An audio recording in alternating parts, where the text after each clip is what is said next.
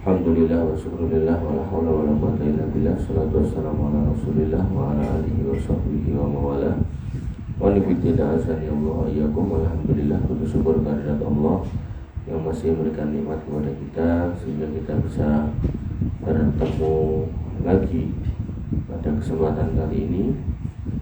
Kita masih melanjutkan pembahasan kita perbedaan pria dan wanita dalam urusan haji dan umroh. Kita masuk di poin yang ketiga, yaitu tentang mendekati Ka'bah. Maka tidak diragukan lagi bahwa mendekati Ka'bah pada saat melakukan tawaf adalah yang paling utama, karena memang itulah yang dimaksudkan dengan melakukan tawaf.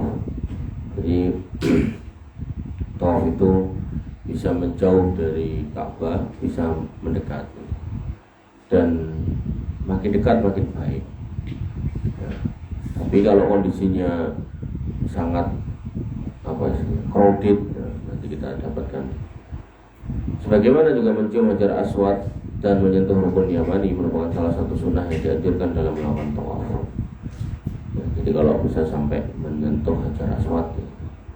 Dari sinilah para ulama mengatakan disunahkan bagi seorang pria untuk mendekati Ka'bah pada saat melakukan tawaf dengan tetap menjaga untuk tidak berdesak-desakan dan menyakiti orang lain. Ini yang kadang itu dilupakan oleh sebagian jamaah atau sejumlah jamaah. Jadi karena berharap keutamaan bisa menyentuh Hajar Aswad atau menyentuh Ka'bahnya gitu, maka mereka pun gak segan-segan untuk kemudian nyenggol atau mungkin bahasa Jawanya nyamplok orang lain gitu. Adapun bagi wanita, maka yang digunakan baginya dalam melakukan tawaf jauh dari kaum pria, mengucilkan diri dari mereka kecuali dalam kondisi di mana tidak ada atau sedikitnya kaum pria, maka tidak ada halangan baginya untuk mendekati Ka'bah. Nah, yang terjadi hari ini enggak seperti itu ya. Jadi udah kerumunan, frontalan menyentuh rukun Yamani dan mencium Hajar Aswad, dan inilah yang menjadi pegangan keempat mazhab fikih. Jadi kalau kita ngomongkan sunnahnya atau yang lebih tepatnya, laki-laki berusaha mendekat, wanita berusaha menjauhi laki-laki. Nah, jadi kalau ya ini cuman pikiran saya aja sih. Nah, itu harusnya yang di bawah itu laki-laki, nah yang di atas perempuan, bisa tawaf di atas. Nah, tapi tentu ya, tadi itu banyak orang yang kemudian berpikir, wah aku raison gemuk Hajar Aswad, maka kurang utama, maka mereka pun turun kemudian berjibaku di bawah dengan laki-laki. Itu mirip kayak ini loh, kayak orang yang kemudian bangun masjid, berlomba-lomba setiap RT bangun masjid gitu.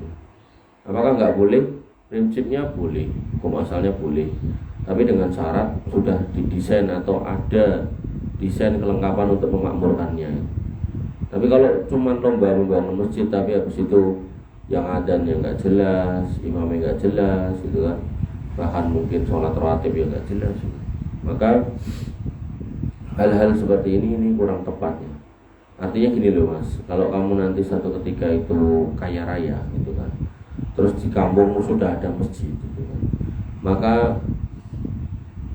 kalau kiranya masjid yang ada aja belum rame, masih muat untuk menampung jamaah di kampungmu gitu kan, maka harusnya usaha yang paling utama kamu kerjakan bukan bangun masjid, tapi menggiring para pemuda dan masyarakatnya untuk ke masjid, memenuhi masjid yang sudah ada. Nah, kemudian kalau masjid yang sudah ada tidak kuat menampung jumlah jamaahnya, maka memperluas masjid itu lebih utama daripada membangun masjid yang baru. Apakah di tingkat ke atas, apakah kamu bebaskan tanahnya kiri kanannya gitu loh. Ya, sampai kemudian masjid itu benar-benar sudah full, tanahnya mentok kiri kanan, nggak ada yang mau jual, lah, baru silakan bangun masjid. Harusnya seperti itu gitu. Ya, tapi ya ini cuma pikiran saya. Nah, pikiran orang lain belum tentu kayak gitu. Ya, apalagi orang-orang yang merasa harus tampil, kalau perlu masjidnya di atas namakan dia, sebut masjid Syekh Yahya gitu, atau masjid Mas Dafa. Nah, pengen ada orang-orang kayak gitu. Ya, masjidnya dinamai nama-nama dia gitu. Nah, ya apakah boleh aja, cuman tadi dulu kalau motivasinya cuma pengen tampil itu mendingan nggak usah lah. Ya, jadi ini pesan saya buat kamu, nanti kalau kalian jadi orang kaya, jadi orang besar ya, lihat masjid kampungmu. penuh apa enggak. Kalau enggak usah mau masjid. Itu diusahakan masjidnya ramai. Kalau udah penuh, bisa enggak diperluas? Naik boleh. Ya, dibikin lantai 4 ya boleh gitu kan. Atau nyamping, tanahnya diluas, dibebaskan kiri kanannya gitu loh. Nah, kalau masih mungkin kan itu aja. Jadi nggak usah bangun masjid yang baru. Masuk satu RT masjid satu. Nanti akhirnya sholat idnya di jalan-jalan gitu ya. Maka itu kondisi yang sangat menyedihkan. Wallahu ta'ala. Dalilnya apa yang diriwayatkan dari Ummu Salamah radhiyallahu anha, istri Nabi SAW berkata, aku mengadu kepada Rasulullah SAW bahwa aku mengeluh, maka beliau berkata, tufi min warai an-nas wa anti raqibah. Lakukan tawaf di belakang banyak orang dengan menaiki tungganganmu. Nah, ini dalil nih. Jadi kalau kamu lihat hari ini di Ka'bah sana ada yang naik skuter, bahkan ada yang naik kendaraan. Kalau di sini bahasa kita super kelinci, ya, di sana bukan super kelinci ya. Jadi mobil ya kayak super kelinci gitu. Nah, jadi satu mobil itu bisa 4 sampai 6 orang kalau nggak salah. Nah, ini dalil ya bahwasanya wanita-wanita itu dijaga oleh agama kita, termasuk tawaf itu dibolehkan, dimudahkan untuk kemudian naik kendaraan agar tidak tersenggol-senggol sama laki-laki. Tentu yang naik kendaraan treknya bukan di bawah, di atas ada treknya sendiri ya, karena kalau di bawah ya nabrak-nabrak orang, karena di bawah itu udah berjubel nggak karuan. Maka aku pun melakukan tawaf, dan saat itu Rasulullah SAW mengerjakan sholat di sisi Baitullah dengan membaca surah At-Tur wa Tur wa kitabim mastur. An-Nawawi rahimahullah mengatakan Nabi SAW memerintahkan untuk melakukan tawaf di belakang orang banyak dengan dua hal. Pertama, karena sudah merupakan sunnah bagi wanita untuk menjauhi kaum pria saat melakukan tawaf gitu ya. Jadi ini sunnah. Ketika sunnah itu berarti gini loh. Ketika ini sunnah untuk wanita, maka ketika pun dia nggak sanggup atau nggak bisa menyentuh Hajar Aswad, insya Allah ini jauh lebih baik daripada memaksakan diri untuk menyentuh Hajar Aswad kemudian harus berdesak-desakan dengan laki-laki. Sama halnya dengan gini, ketika disunahkan ke masjid untuk kemudian mendapatkan pahala 27 kali lipat gitu kan dibandingkan dengan di rumah, maka tentu ketika wanita konteksnya disuruh di rumah, berarti pahala itu 27 itu berlaku buat wanita ketika di rumah, bukan di masjid gitu ya. Jadi cara memahaminya gitu. Jangan kemudian dibalik-balik, sunahnya kan di masjid 27, akhirnya wanita pada ke masjid gitu. Enggak. Tapi apakah wanita nggak boleh ke masjid? Boleh gitu kan. Makanya dalam sebuah hadis dikatakan la tamna'u ima Allah masajid Allah. Jangan kamu larang hamba-hamba Allah wanita ini untuk ke masjid-masjid Allah. Dia menunjukkan boleh ke masjid, cuman perlu dipastikan ya, jangan sampai terkena fitnah, jangan sampai terfitnah atau menjadi sumber fitnah. Jadi kalau ke masjid kemudian ganggu kekhusyuan orang gitu kan, karena mungkin parfumnya, karena mungkin kecantikannya, apalagi misal itu adalah istri kamu, ibu kamu, kakak kamu, adik kamu gitu kan, yang misal itu benar-benar membuat gitu, kaum pria yang ada di masjid ini bergemuruh gitu ketika datang, maka sebaiknya ditaruh di rumah saja gitu ya. Yang kedua, bahwa kedekatannya dengan orang banyak dikhawatirkan akan menyebabkan orang banyak akan terganggu dengan hewan tunggangan. Nah, ini konteksnya kalau pakai hewan tunggangan. Makanya tadi saya bilang, buat yang pakai mobil golf atau buat yang pakai skuter itu ditaruh di atas, bukan di bawah. Dan ia adalah tawaf pada saat Nabi SAW, karena itu akan lebih menutupinya. Kemudian yang kedua, apa yang diriwayatkan dari Jalur Ibnu Jurayj, dia berkata, atau mengabarkan kepadaku ketika Ibnu Isa melarang kaum wanita melakukan tawaf bersama kaum pria, maka ia mengatakan bagaimana ia bisa melarang mereka, padahal kaum wanita dulu telah melakukan tawaf bersama Nabi SAW dan kaum pria. Aku bertanya, apakah itu setelah diwajibkan hijab atau sebelumnya, atau menjawab sungguh aku mendapatinya setelah hijab diwajibkan. Aku bertanya lagi, bagaimana mereka berbaur dengan kaum pria? Yang menjawab, mereka tidak pernah berbaur dengan pria. Dahulu Aisyah radhiyallahu anha melakukan tawaf jauh dari kaum pria. Ya, jadi prinsipnya sebenarnya memang dalam konteks tawaf itu laki-laki dan perempuan tetap bersama dalam muternya. Cuman kalau ada kondisi akan bercampur baur kemudian senggol menyenggol, maka kaum wanita ini harusnya agak minggir gitu loh. Nah, maka ia tidak berbaur dengan mereka. Maka seorang wanita berkata, mari kita pergi memegang Hajar Aswad, wahai Ummul Mukminin. Beliau pun berkata, menjauhlah engkau, dan beliau pun enggan melakukannya. Jadi Aisyah radhiyallahu anha pun tidak mau memegang Hajar Aswad ketika ya harus berjibaku dengan laki-laki. Dan dahulu mereka keluar tanpa dikenali pada waktu malam, kemudian mereka melakukan tawaf bersama kaum pria. Jadi kalau konteksnya tawaf sunnah, maka kaum wanita bisa keluar di waktu-waktu tertentu. Nah ini yang mungkin belum terlihat di Saudi Arabia, diatur waktunya untuk wanita khusus atau tempatnya khusus gitu kan. Nah kemudian terkait dengan pelajaran yang dapat diambil dari hadis ini, Al-Aini rahimahullah mengatakan hadis ini menunjukkan bahwa kaum wanita melakukan tawaf tanpa dikenali, juga menunjukkan bolehnya melakukan tawaf di waktu malam, dan menunjukkan bagaimana para istri Nabi SAW menutup aurat dan mengenakan hijabnya setelah itu, juga menunjukkan bahwa kaum wanita melakukan tawaf jauh di belakang kaum wanita.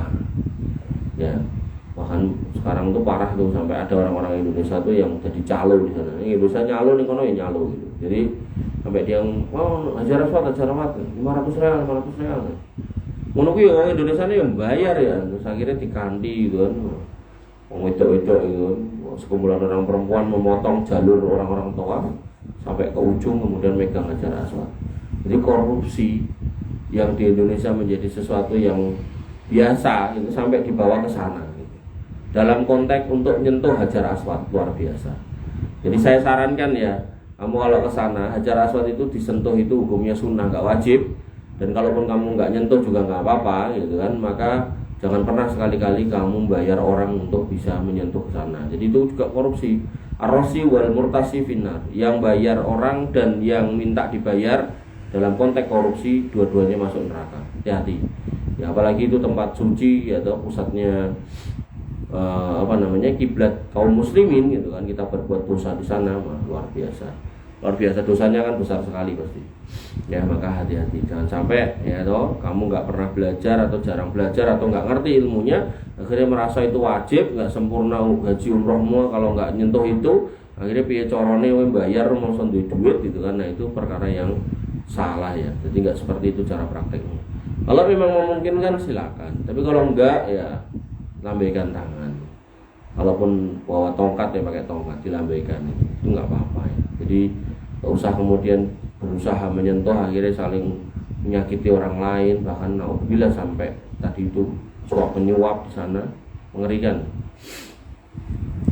Yang ketiga, kesengajaan seorang wanita diberdesakan dengan kaum pria untuk mendekati Ka'bah atau mencium hajar aswad atau megang rukun Yamani itu mengandung kerusakan yang jauh lebih besar daripada kebaikan yang didapatkan di balik itu semua.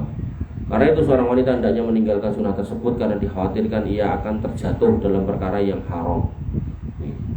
Jadi pengarang kitab ini, ya toh, seorang profesor di bidangnya pun sampai mengatakan seperti ini. Jadi kalau emang nggak memungkinkan, gitu, tinggalkan aja nggak apa-apa. Jadi sunnah itu, ya kalau bisa dilakukan silakan. Tapi kalau kondisi nggak memungkinkan, ya nggak usah dilakukan. Contoh nih ya, dulu masjid itu lantainya tanah, sehingga para sahabat itu kalau sholat pakai sendal. Jadi sebelum masuk ke area masjid, sendalnya digosok di depan masjid, digosokkan ke tanah 3 kali, dengan tujuan agar mensucikan bawahnya, barangkali nginjak sesuatu. Masuk masjid pakai sendal. Sekarang hampir semua masjid itu keramik dan kadang pakai karpet. Terus aku mau nyunah gitu, kamu pakai sendalmu itu. Ya, saya yakin pasti kamu akan diomelin minimal sama takmir. Parah lagi mungkin ditutup ya iso aja gitu. Nah maka gak selalu ya sunnah itu diterapkan seperti pada zaman Nabi SAW. Ya, tapi kalau memungkinkan untuk dilakukan silakan gitu loh. Tapi kalau nggak memungkinkan karena situasi dan kondisi ya jangan. Contoh lagi misal Nabi SAW pernah mengatakan siapa yang menghidupkan tanah yang mati, dia berhak atas tanah itu. Jadi misalnya ada tanah nih tak bertuan gitu, terus dipacuri, ditandur, ada tanaman yang bisa hidup, dipagari, maka itu pemiliknya. Nah, saya kamu lakukan kayak gitu. Misal kamu ada orang misal Jakarta misal gitu, beli tanah di kampungmu, dia tinggal lama, terus buat tanami, terus kamu ngomong ini tanahku, sedangkan dia punya sertifikatnya, gimana coba? Gak mungkin lah dikasih. Yang ada malah berantem ya kan. Kemudian mungkin kamu dilaporkan polisi ya bisa gitu kan. Atau kalau orangnya baik ya mungkin kamu dikasih duit kerohiman gitu, bahasanya gitu, duit kerohiman untuk kamu pergi dari situ gitu. Nah maka enggak semua apa yang pernah dilakukan pada zaman Nabi SAW itu bisa diterapkan sekarang. Walaupun untuk hal-hal yang memungkinkan dilakukan ya kita harus mengusahakan untuk melakukannya gitu ya. Kemudian di sini dikatakan lagi karena itu seorang wanita hendaknya meninggalkan perkara tadi ya, karena akan terjatuh dalam perkara yang haram. Seperti apa? dempetan kaum pria dan wanita, atau bertemunya kepala mereka saat mencium Hajar Aswad. Kan mencium itu kepalanya nyosor gitu kan. Nah, kalau kemudian laki-laki perempuan bareng gimana itu? Tempuk gitu. Nah, orang yang fikulubi marot ya, dalam hatinya ada penyakit, wah ya enak no, malah iso ambung-ambungan ya, enggak gitu ya gitu. Itu malah satu perkara yang salah ya gitu. Atau terjatuhnya penutup kepala mereka disebabkan hebatnya berdesak-desakan yang terjadi. Maksudnya kerudungnya itu sampai coplok gitu, atau sampai kesingkap gitu. Maka menjauhi perkara yang haram ini lebih utama daripada mengerjakan yang sunnah ya. Maka kalau haram ketemu dengan sunnah, maka menjauhi yang haram lebih utama daripada melakukan yang sunnah gitu. Nah, kesimpulannya sama halnya dengan sunnah ketemu dengan wajib, dahulukan yang wajib daripada yang sunnah. Seperti kisah Juraij. Ya, Juraij ketika dipanggil ibunya memenuhi panggilan orang tua itu wajib. Nah, sholat Juraij waktu itu dia sedang sholatnya sholat sunnah. Nah, Juraij waktu itu bingung, lanjut apa ora iki, lanjut apa ora. Juraij milih lanjut. Nah, kemudian ibunya karena nggak segera datang si Juraij, ibunya jengkel sampai kemudian keluar kata-kata jelek gitu. Tak tunggake muga-muga kamu terfitnah sama seorang PSK gitu. Akhirnya pada satu masa ya, datanglah seorang wanita yang hamil kemudian mengatakan iki anaknya Juraij. Padahal Juraij di kampung itu terkenal sebagai seorang ahli ibadah, menjaga sebuah rumah ibadah Yahudi. Akhirnya warga kampung heboh, rumah ibadah Juraij yang dipegang atau yang dijaga Juraij malah dihancurkan, diratakan. Wah, ke ahli ibadah racetol gitu, sampai mentengi wong ya, kira-kira gitu gitu. Nah, Juraij pun cuma senyum aja gitu. Karena apa ya? Karena itu doa orang tuanya, ibu gitu. Nah, maka dari situ pelajarannya adalah ya, ketika yang haram ketemu dengan yang sunnah, maka meninggalkan yang haram lebih diutamakan daripada mengerjakan yang sunnah. Ketika ada perkara yang wajib ketemu dengan yang sunnah, maka mendahulukan yang wajib itu lebih utama daripada mengerjakan yang sunnah. Ya, itu kaidah. Kemudian kesimpulannya bahwasanya pria disunahkan untuk mendekati Ka'bah pada saat melakukan tawaf selama hal itu memungkinkan. Di sini memungkinkan konteksnya adalah ketika kita tidak menyakiti orang lain gitu. Jadi jangan sampai kemudian ya kayak praktek yang kita lihat ya, naudzubillah ya. Jadi pengen mengejar mendekati Ka'bah terus akhirnya ngidak orang, ngikut orang, ini juga kurang tepat. Adapun kaum wanita, maka yang disunahkan baginya adalah melakukan tawaf jauh dari kaum pria, mengucurkan diri dari mereka, dan ini adalah satu perbedaan lagi di antara mereka ya. Baik, muhanifiddina azani Allah wa iyyakum. Kemudian kita masuk di bab atau poin yang keempat, perkara yang keempat tentang tawaf wada. Umumnya para ulama berpendapat bahwa setiap wanita jika melakukan haid sebelum tawaf wada perpisahan, jadi tawaf wada itu tawaf sebelum pulang gitu. Sementara waktu pulang telah tiba dan ia belum suci, maka kewajiban tawaf wada ini gugur darinya dan ia tidak perlu tinggal untuk melakukan tawaf wada. Artinya nggak perlu nunggu. Misal dia haidnya 10 hari, nah, dia baru mulai haid kemudian harus pulang gitu, nggak perlu nunggu gitu, udah pulang aja gitu. Maka hal yang sama juga pada wanita yang nifas ya, jadi barangkali kesana hamil terus melahirkan terus akhirnya nifas gitu kan. Nah, dia nggak bisa toh masuk ke Ka'bah untuk melakukan tawaf, maka ya udah pulang aja ya. Jadi kalau konteksnya tawaf wada maka pulang aja. Dalilnya dari Ibnu Abbas radhiyallahu anhu, dia berkata umiru an-nasu ayyakuna akhiru ahdihim bil bait illa annahu khuffifa 'anil haid. Manusia itu diperintahkan agar masa akhir mereka dalam menunaikan haji atau umrah adalah Baitullah. Artinya untuk tawaf wada hanya saja itu diringankan untuk wanita haid. Nah, di sini menunjukkan bahwa Nabi SAW telah memerintahkan orang-orang yang menunaikan haji untuk melaksanakan tawaf wada perpisahan dan tidak mengecualikan siapapun kecuali wanita haid. Artinya kalau kamu nanti ke sana umroh atau haji terus mau pulang, dan sebelum pulang gitu, misal kamu mau ke bandara jam 10 gitu. Kalau bisa ya waktu duha atau jam habis sekitar jam 7 atau mungkin jam-jam setengah 7 ya, kamu tawaf lah itu, tawaf perpisahan ya sebelum pulang. An-Nawawi rahimahullah mengatakan ini merupakan dalil wajibnya melakukan tawaf wada bagi selain wanita haid dan menunjukkan bahwa hal ini gugur dari wanita haid dan ia tidak harus membayar dam karena meninggalkannya. Ini adalah pendapat mazhab Asy-Syafi'i, Malik, Abu Hanifah dan Ahmad dan seluruh ulama. Jadi mazhab 4 semua sepakat. Kemudian yang kedua, dari Aisyah radhiyallahu anha berkata, Sofiyah mengalami haid pada malam keberangkatan meninggalkan Mekah. Dan ia berkata, nampaknya aku akan menghalangi kalian untuk pulang. Nabi SAW pun bersabda, Aqra halqa atau fat yauman nahar. Allah telah memberinya luka di tubuhnya, artinya dengan haid tadi. Apakah ia telah melakukan tawaf pada hari nahar, artinya tanggal 10? Jawab iya. Lalu beliau berkata, kalau begitu maka hendaknya ia ikut berangkat pulang. Jadi enggak perlu tinggal gitu, pulang aja langsung, karena memang tawaf wada tidak diperkenankan buat orang-orang yang haid, artinya dikecualikan.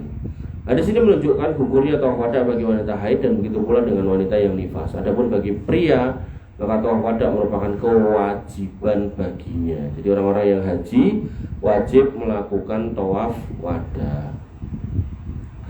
An-Nawawi rahimahullah berkata, di sini menunjukkan bahwa tawaf wada tidak wajib bagi wanita yang haid dan ia tidak diharuskan untuk bersabar menunggu hingga suci agar dapat mengerjakan tawaf wada tersebut. Dan ia juga tidak harus bayar dam atau denda karena meninggalkan tawaf wada. Dan ini adalah madhab kami dan madhab para ulama seluruhnya. Hikmahnya adalah untuk meringankan bagi wanita yang melakukan apa yang seharusnya ia lakukan dan ia tidak punya pilihan. Jadi wanita haid kan nggak punya pilihan. Aku gak haid gitu. Nah, nanti dalam bab ini ada pertanyaan kepada ulama, boleh nggak pakai obat penunda haid? Maka sebagian ulama membolehkan gitu. Dalam konteks orang-orang yang kemudian haji atau umrah dari tempat yang jauh gitu. Juga meringankan orang-orang yang ikut bersamanya, baik dari para mahram dan teman-teman seperjalanannya. Kan nggak mungkin toh, aku orang tawaf wada cek haid, jaramu kapan seminggu kas, mulaimu ditunda ya seminggu kas. Apalagi kayak kasus sekarang harus nambah hotel segala macam, reschedule tiket, itu udah bukan perkara yang mudah. Dimana jika diwajibkan atasnya untuk tetap tinggal agar dapat mengerjakan tawaf, maka pastilah hal itu akan memberatkan semua orang yang ada dalam rombongan, dan ini merupakan bukti kelembutan syariat ini kepada umat manusia.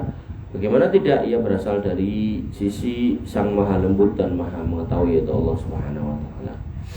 Wanibidina azani Allah wa iyyakum. Kita masuk ke pembahasan yang kelima, yaitu tentang sa'i.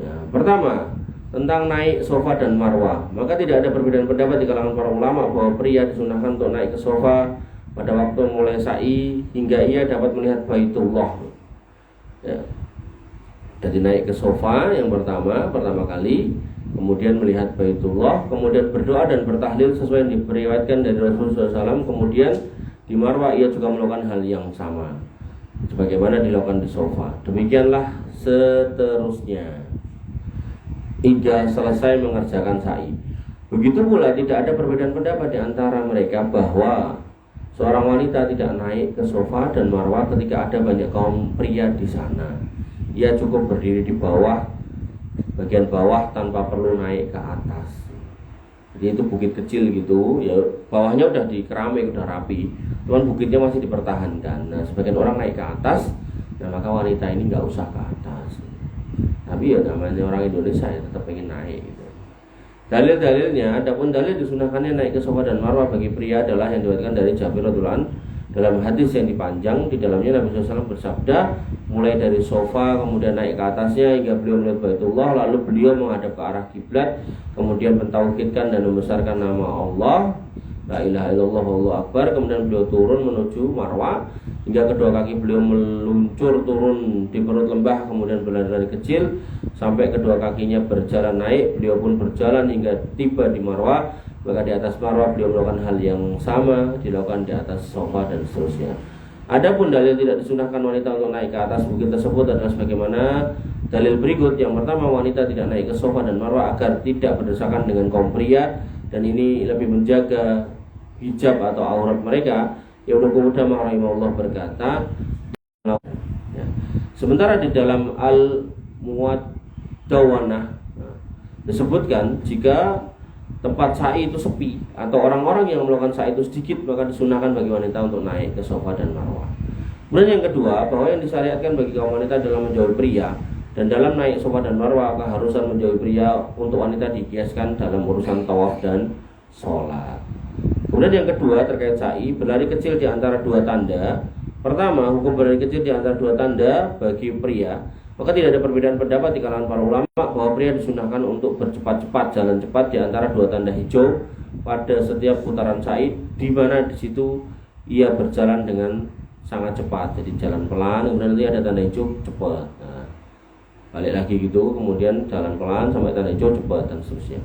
Dalilnya apa yang diriwayatkan dari Ibnu Umar radhiyallahu anhu, anna Nabi sallallahu alaihi wasallam kana idza tafa bil bait at-tawaful awal yakhubbu salasa atwafin. Bahwasanya Nabi SAW jika melakukan tawaf pertama di Baitullah, beliau akan berjalan cepat pada 3 putaran pertama, kemudian wayamsi arba'atan, dan kemudian berjalan pada putaran yang keempat sisanya, wa annahu kana yas'a batanal masil, dan bahwasanya beliau berlari kecil ketika berputar idza tawafa baina as-safa wal marwah, antara Safa dan Marwah saat tiba di tempat berkumpulnya banjir al-batan al-masil. Nah, maka dalil ini menunjukkan bahwasanya laki-laki disunahkan untuk melakukan itu.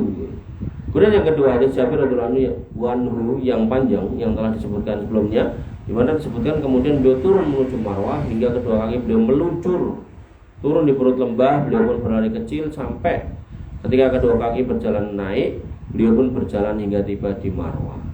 Di dalam hadis ini Nabi SAW membedakan antara berlari kecil dan berjalan.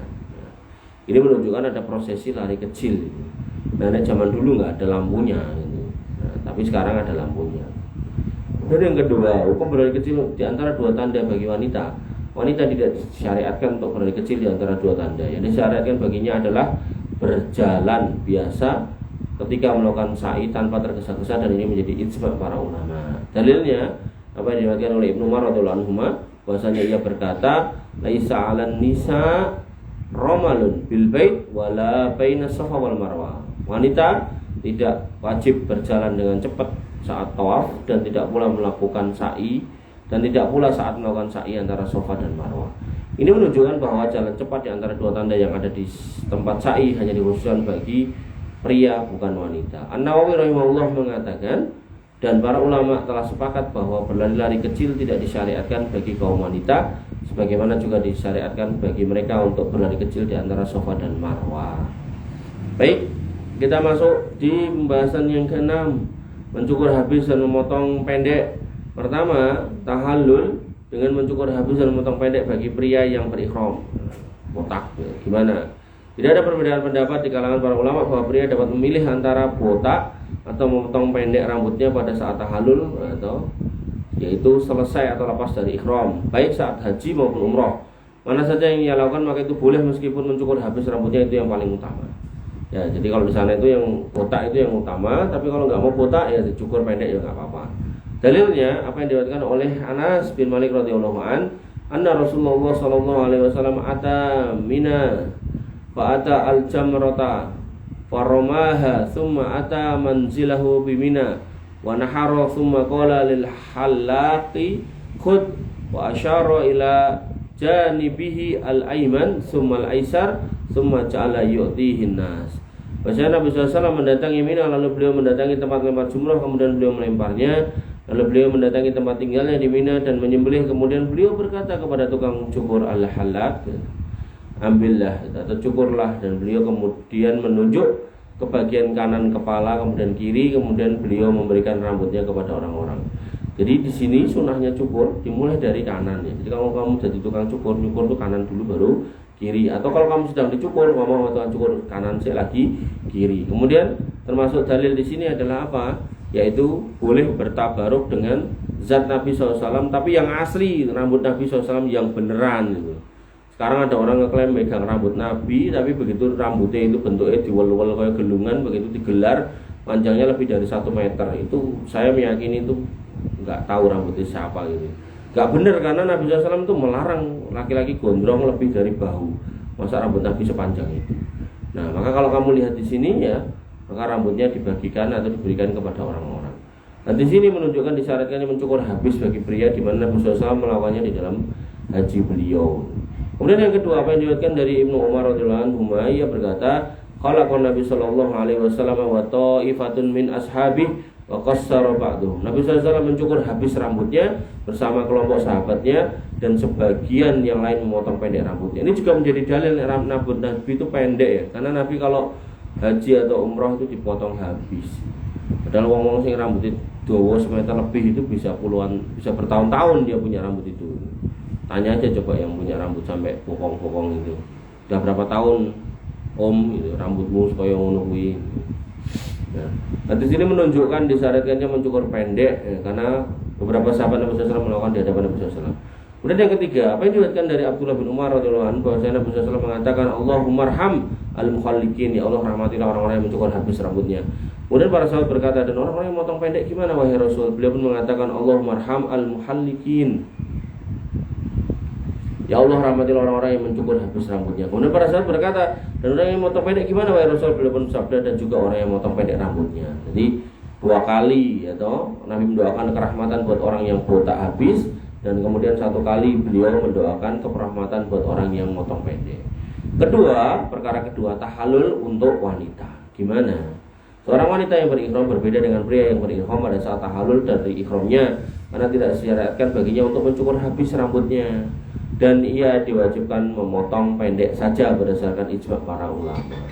Ya, jadi nggak boleh ya botak wanita itu haram, nggak boleh. Dalil hadis yang disebutkan sebelumnya dari Ibnu Abbas radhiyallahu anhu, Rasulullah SAW bersabda, "Laisa 'alan nisa'i al-halq, innama 'alan nisa' at-taqsir." Tidak wajib atau tidak boleh itu bagi wanita untuk membotaki habis rambutnya. Yang boleh atau yang wajib bagi wanita adalah potong pendek. Nah, di sini menafikan keharusan mencukur bagi kaum wanita pada saat bertahallul dari ihramnya dan menetapkan kewajiban memotong pendek bagi mereka. Hal ini memperkuat bahwa seorang wanita tidak boleh mencukur habis rambutnya.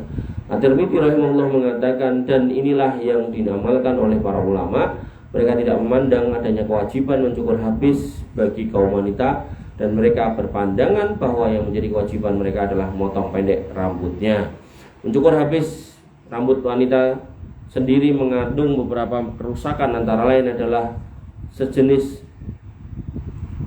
muslah atau mengubah ciptaan Allah Subhanahu wa taala dengan cara yang terlarang. Jadi termasuk dalam larangan mengubah ciptaan, yaitu seorang wanita itu membotaki rambutnya. Karena ini mencukur habis wanita dengan cara yang tidak biasa, jika seperti kaum pria mencukur janggut dan kumisnya. Artinya kalau cukur habis wanita itu dilarang dalam konteks rambut kepalanya. Kalau laki-laki ya yang dilarang itu cukur habis jenggot dan kumisnya. Nah, ini ada khilaf ulama tentang kumis ya. Ada yang berpendapat boleh cukur habis, ada yang berpendapat dipendekkan saja. Hal ini juga mengandung unsur tasyabbuh, menyerupai kaum laki-laki. Wanita gundul itu kayak laki-laki. Terlebih lagi bahwa ia adalah sebuah bid'ah. Ya. Jadi laki-laki nggak boleh menyerupai perempuan, perempuan nggak boleh menyerupai laki-laki. Kalau laki-laki boleh gondrong, nggak boleh lebih dari bahu, biar nggak serupa dengan perempuan. Perempuan boleh pendek, nggak boleh lebih atau kurang dari bahu, atau bahkan ya toh nggak boleh botak. Kesimpulannya bahwasanya pria yang berihram diberikan pilihan antara cukur habis atau pendek berdasarkan kesepakatan para ulama, meskipun cukur habis lebih utama. Sementara wanita diwajibkan untuk memotong rambutnya pendek dan tidak mencukur habis sampai habis berdasarkan ijma atau kesepakatan para ulama. Allah Ta'ala. Kemudian kita masuk di pembahasan yang ketujuh, yaitu bertolak menuju Muzdalifah. Pertama, bertolak menuju Muzdalifah bagi seorang pria. 4 madhab sepakat bahwa yang menjadi sunnah bagi kaum pria yang tidak sakit dan mampu, tidak punya udzur, untuk tinggal di Muzdalifah sejak ia sampai di sana hingga sebelum terbitnya matahari. Dalilnya apa yang disebutkan di dalam hadis Jabir radhiyallahu anhu tentang sifat haji Nabi SAW, di mana di antara yang dikatakan hatta atal Muzdalifah, sampai kemudian mendatangi Muzdalifah, fa shalla bihal maghrib wal isya, kemudian salat di dalamnya maghrib dan isya, bi adanin wahidin, dengan satu adan, wa iqamatain, dan iqamah 2 kali. Jadi kalau kamu menjamak salat ya maghrib, isya, zuhur, asar, adannya itu sekali tok, tapi kemudian ketika mau berganti dari sholat satu ke sholat lain, maghrib ke isya atau zuhur ke asar, maka di tengahnya ada qomat lagi. Walam yusabbih bainahuma, dan kemudian tidak bertasbih di antara keduanya. Syai'an summal taja'a Rasulullah sallallahu alaihi wasallam hatta tala'al fajr wa sholal fajr hina tabayyana lahu subh bi adanin wa iqamatin, thumma rakiba al-qaswa hatta atal masy'arul haram fastaqbala al-qiblah fada'ahu wa kabbarahu wa hallalahu wa wahhadahu wa lam yazal wa kifan hatta asfara jiddan fadafa'a qabla an tadlu'a syams. Bahasanya ketika sudah melakukan jamak tadi, kemudian Rasulullah SAW berbaring hingga terbit fajar, istirahat. Lalu beliau mengerjakan sholat subuh ketika jelas baginya waktu subuh, artinya masuk subuh dengan satu adzan dan satu iqamah. Jelas karena sholatnya satu, ya. Subuh nggak bisa dijamak dengan apapun. Ya. Beliau kemudian mengendarai Al-Qaswah, yaitu nama unta beliau, lalu mendatangi Al-Masy'aril Haram, tempat berkumpul manusia. Kemudian beliau menghadap kiblat, kemudian beliau berdoa, bertakbir, bertahlil dan mengisahkan Allah Subhanahu wa taala, dan beliau terus berdiri hingga waktu pagi menjadi terang. Kemudian beliau pun bertolak sebelum matahari terbit. An-Nawawi berkata, dan sunnahnya adalah jika ia tinggal di Muzdalifah hingga ia mengerjakan sholat subuh di sana, kecuali orang-orang yang lemah, maka disunahkan bagi mereka untuk bertolak sebelum matahari terbit. Jadi sunahnya itu nunggu sampai matahari terbit untuk tinggal di Muzdalifah. Tapi kalau memang ada keperluan, ada urgensi atau mungkin sakit, ya langsung aja. Intinya adalah bahwa kaum wanita tidak punya udzur seperti orang-orang sakit. Kaum wanita yang tidak punya udzur seperti orang sakit, para pembawa air dan siapapun yang berada dalam posisi seperti itu, yang untuk mengurusi kepentingan jemaah haji, maka mereka tidak boleh keluar dari Muzdalifah hingga mengerjakan sholat subuh di sana sesuai yang dicontohkan oleh Nabi SAW. Nah, kedua, gimana halnya dengan kemudian wanita? Apakah wajib untuk di sana? Maka tidak ada perbedaan pendapat di kalangan ulama bahwa seorang wanita boleh bersegera untuk meninggalkan Muzdalifah setelah tenggelamnya bulan, artinya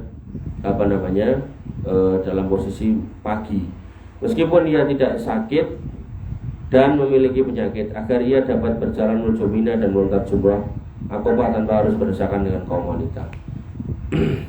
Dalil-dalilnya apa yang diriwayatkan dari Ibnu Abbas radhiyallahu anhu, ia berkata, ana mimman qaddama Nabi sallallahu alaihi wasallam lailatal Muzdalifati fi safa'ati ahli. Aku termasuk orang yang mendahului Nabi SAW pada malam di Muzdalifah dalam rombongan orang-orang yang lemah dari keluarganya. Jadi wanita-wanita yang sama dengan orang lemah suruh lanjut dulu.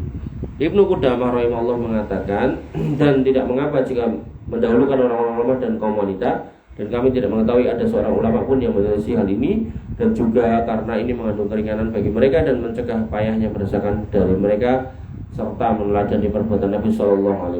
Jadi kalau dari zaman Nabi sudah berdesak-desakan, apalagi sekarang ya. Kemudian yang kedua, apa yang diriwayatkan dari Aisyah radhiyallahu anha, ia berkata, nazalna al-Muzdalifah fasta'zanat Nabi SAW saudatu antad fa'a qabla khutmatin nas wa kanat imra'atan bati'atan fa'adina laha wa dafa'at qabla khatmatin nas wa aqamna hatta asbahna nahnu summa dafa'na bidaf'ihi fala an akuna ista'zantu Rasulullah sallallahu alaihi wasallam kama ista'zanat saudatu ahabba ilayya min mafruhin bih. Kami singgah di Muzdalifah, maka Saudah pun minta izin kepada Nabi SAW untuk meninggalkan Muzdalifah sebelum orang-orang makin banyak.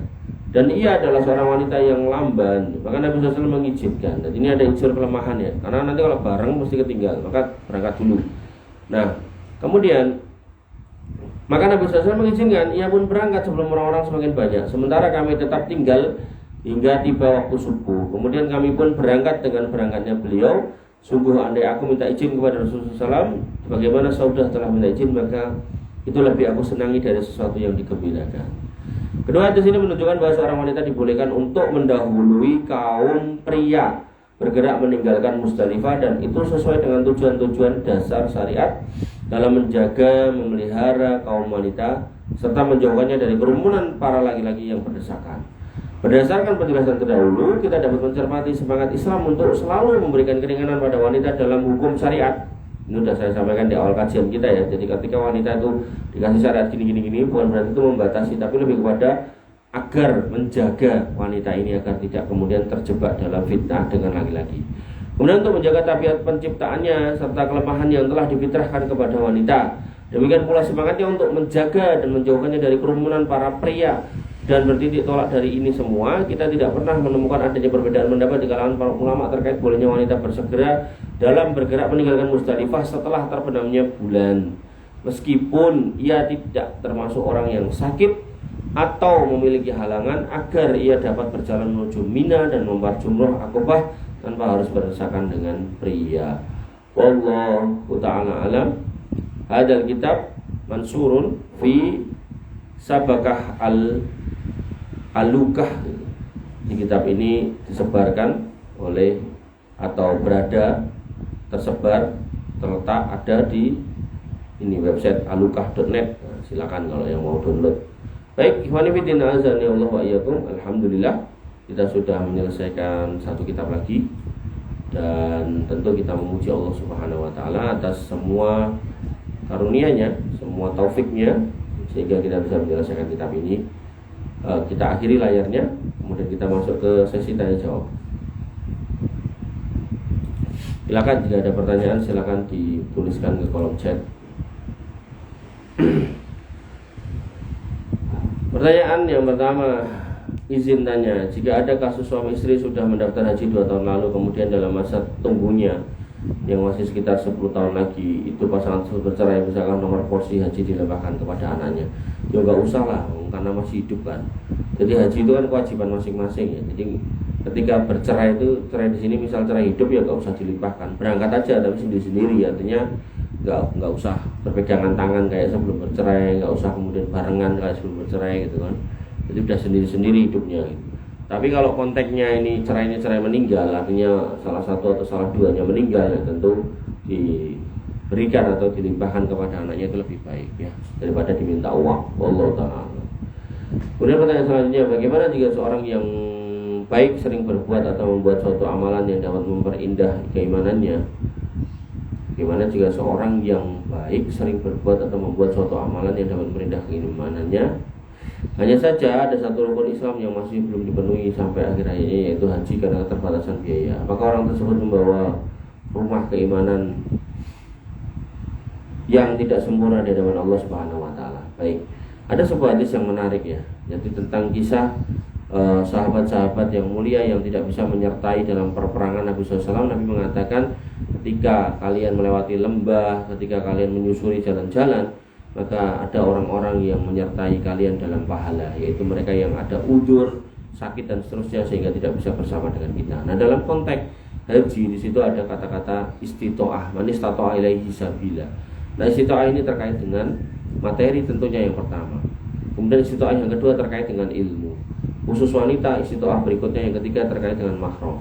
Ketika istitoah ini enggak dipunyai, khususnya yang biaya dan kemudian mahram, ya maka kewajiban haji menjadi gugur. Tapi kalau kemudian ada nggak mau berangkat, nah ini mungkin akan kena di sesuai pertanyaan ini. Jadi imannya kurang sempurna, Islamnya kurang sempurna gitu, karena ada rukun Islam yang belum dijalankan. Tapi kalau emang dia nggak mampu, dana nggak ada, atau mungkin dana ada tapi mahram nggak punya gitu kan, maka ya tentu di situ ada halangan yang menghalangi sehingga insya Allah tetap akan mendapatkan pahala haji. Wallahu ta'ala alam.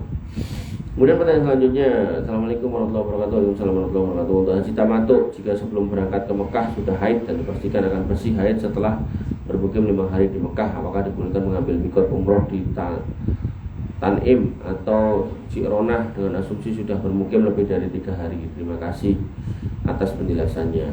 Allah ta'ala alam, yang saya tahu ya kan, orang-orang yang kemudian berikhram ini ya dia nanti ada mandi janabah dan seterusnya, ya harusnya dalam kondisi suci gitu kan. Maka jika dalam kondisi haid, maka sebaiknya menunda masuk Mekah atau sebelum suci. Artinya kalau suci baru kemudian nyari tempat mikot, kemudian melakukan mikot dan berikhram di situ, baru kemudian masuk gitu kan. Tapi kalau kemudian haid, kemudian mandi janabah dan seterusnya, ya sama jangan toh juga nggak bisa gitu. Karena istilahnya mandi janabah yang dilakukan dalam rangka mensucikan diri tetap nggak sah karena dia dalam posisi haid gitu. Wallahu ta'ala alam. Kurang lebih saya maaf. Alhamdulillah. Subhanakallah wa bihamdika asyhadu an la ilaha illa anta astaghfiruka wa atubu ilaik. Assalamualaikum warahmatullahi wabarakatuh.